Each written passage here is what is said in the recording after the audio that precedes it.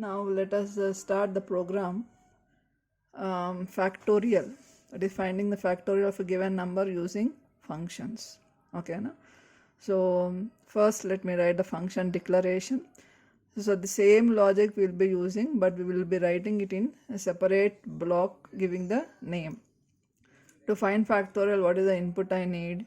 I need one number that I have to send it as the input. So that is the reason, and the name of the function I'm writing it as the fact. Okay, and then I'm giving input. So one integer I need, I'm writing int x. Okay, now then here what does it return? It will return an integer. So I'm return type I'm writing it as the integer. Okay, now so now let me start writing my main function, void main. So I have to give the input from the main function, and since it returns the value, so for that I need one variable. Let me take it as int f. Okay, and then n. N is the number which I'm going to give input to the fact function, and after it returns it will store in the variable f. So I'm taking two variables. Okay, so now I have to read the value of n to send it to the fact function. So printf, enter any number. Okay, na? Then scanf, okay, percentile d ampersand n. So my input is ready. Now I am going to call the function. Okay, whatever the value it returns, it will be stored in f. So I have written f equal to, now I am calling the function, name of the function is fact. Okay, then I am sending the input to that n. So where is the value? It is in n. Okay, now after it returns, now I want to print it. Okay, so printf factorial of percentile d equal to percentile d, comma n, f comma n comma f. Okay, here I am writing get ch. So this completes my main program. Okay, no? Then next, int fact. Now I am going to write the function definition. Okay, no? So here, do I need any to find out the factorial? I need a variable I.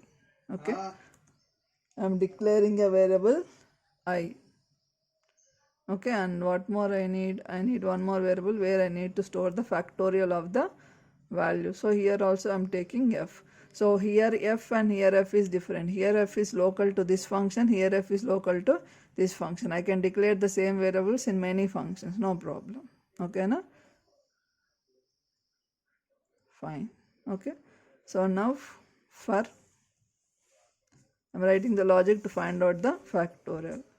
For I equal to 2, I less than x. Now here whatever the n value, it will come and it will here it will be storing in the variable x. Okay, na? So less than or equal to x, I plus plus. So f equal to f into I. So what we are missing here?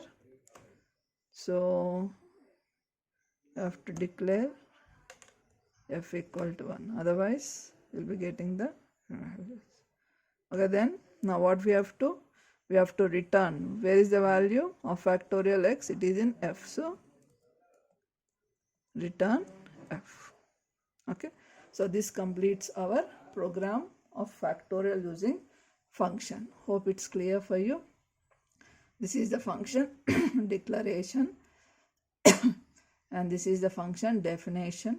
So here just we are writing the same logic to find out the factorial, but in some other block by giving the name to that, so that it will be clarity for us. Okay, then from here we are taking the input, and that input will be stored here.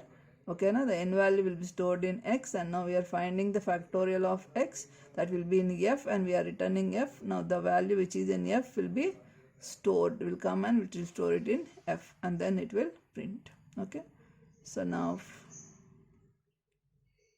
let us compile it. Fine. Okay, now let us go for the same function f7. Okay, okay, now I am giving 6 again. So did you see from where it has jumped to? So from the function call, it has directly jumped to the function definition. Okay, so since it has to initialize the values, it has come there, and now your for loop. So how many times it will be going on? Return f.